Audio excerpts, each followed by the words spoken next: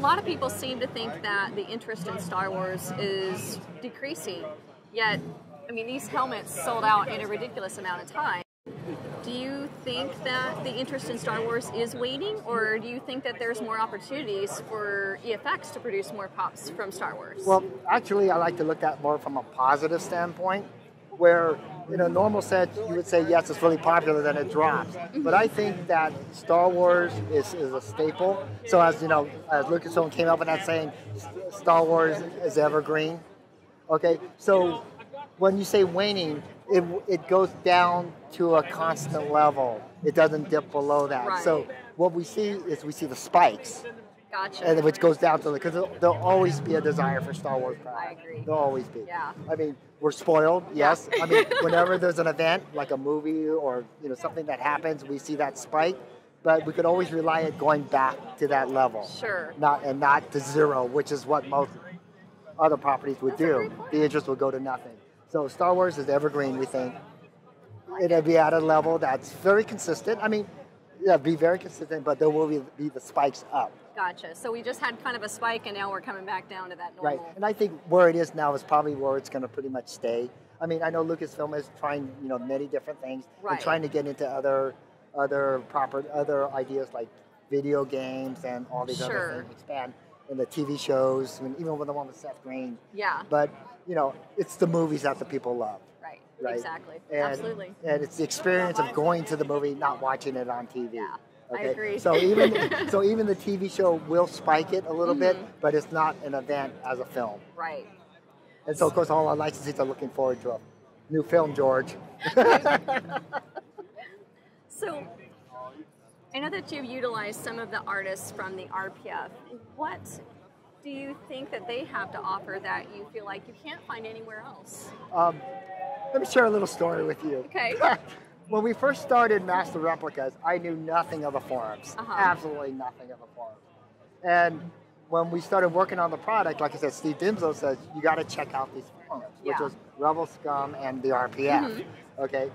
And he says, but the RPF is probably the one you want to read. Yeah. I said, okay. So I went through one day, and I actually went through the forums and read threads, and I just thought, are you kidding? Are you kidding me? But for some reason, I guess because of our kind of a tabloid environment we all live in, just wanted you to read more. Yeah, exactly. It's kind of addicting, you get addicted to it. Like, are you kidding? And you're just waiting for someone to say something. You go, are you kidding? And yet you continue to read. But out of all that, if you look past that kind of stuff, you saw there's a lot of knowledge there. There's a lot of knowledge there.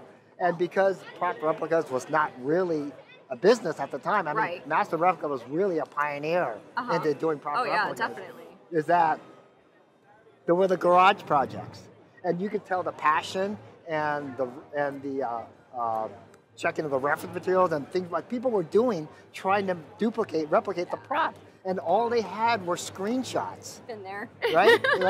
And doing the same thing. And even now, kind of kiddingly, of course, they tell us we're a millimeter off, and that basing it on a film, a screenshot, which is not good. But whatever, that's fine. but because of the knowledge there, that we thought that it was important to establish a relationship with these guys because they are the ones that basically started this business, really. And having a license obviously allows us to make it available more broad to people who would have never even knew it existed. Sure. And there's certain people on the RPF, and like I said, I do read it. I read it quite a bit. And I know there's certain people who are experts in certain fields. Right. That's why we know Gino is expert in certain things. Then there's other people we use for our studio scales, like the Millennium Falcon and things like that, who are experts in those fields. So we try to tap into that. And like, why should we reinvent the wheel when this person's probably been doing this for 20 years? Makes sense. So I'm sure it's got to be very hard to watch something that you've worked so hard on then be discussed on the RPF. It'd be kind of nitpicked, and everyone's, discussing every single little detail. How difficult is that to sit there and watch that? Well, I don't really. Well, the first thing you got to do is when you read the RPF, is you have to read for what the intent of that post was. Okay, there's a lot of posts in there that are just repeating of what other people have said or whatever. But if you read, the overall, just look at the overall opinion of something, you get a lot of good information out of there. And you're good. I mean, if you want to nip it, because that's their passion. Yeah.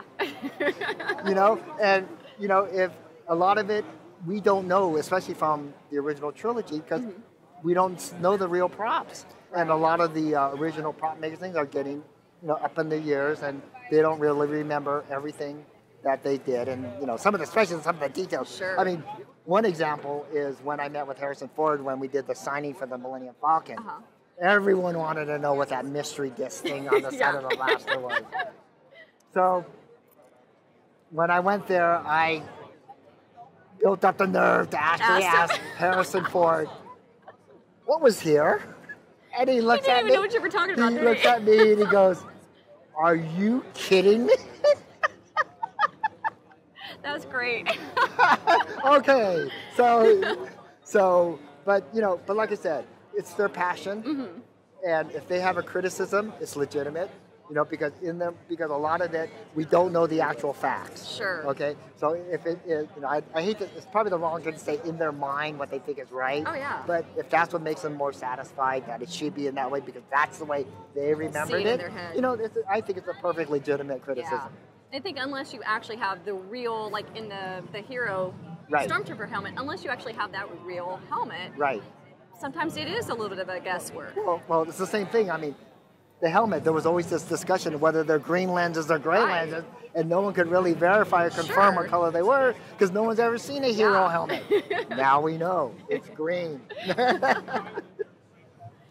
So, Bryan, can you walk me through the process of taking an idea and then developing it into a product that you can sell to the consumers? Okay. Well, what we do is we work very closely with the licensor.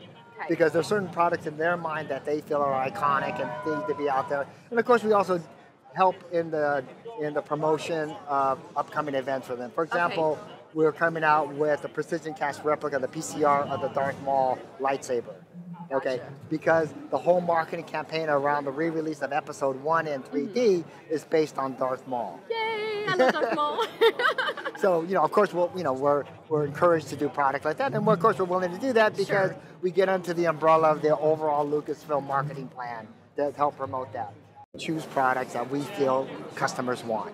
Okay, and as time because of the way the economy is now, obviously, as you probably all noticed, we're a lot more conservative in the number of products we come out with and what we do. And the original trilogy is the staple. Yeah, definitely. Okay, so we work with Lucasfilm and we try to identify props that we feel will have not only an appeal to the core collector, but have a slightly broader one. Sure. Because not everyone's going to pay $400 for a lightsaber. Right. But it goes beyond just the core prop replica. You go slightly beyond that. And that's how we try to choose products. Very cool. And we also base product selection on what reference materials are available. If there's nothing available, there's nothing we can do. Anything. We can't do anything about it because we don't make anything else. Right on. So whatever reference available, obviously with the Legend, obviously we have we have access to the direct prop. That's A1. That's it. But there's other ones that will scan. For example, the Luke X-Wing helmet, those were fiberglass. And we can't mold the inside because that doesn't help us. Right, exactly. We can't mold the outside, also damage it. Yeah. So that's when we have to rely on technology like scanning, 3D scanning and things like that. Great. But we always take it from the original prop. Cool. Well, Bryan, thank you so much for talking with us. I really appreciate it. Thank you. And I'm Star Wars Chick for the RPF.com.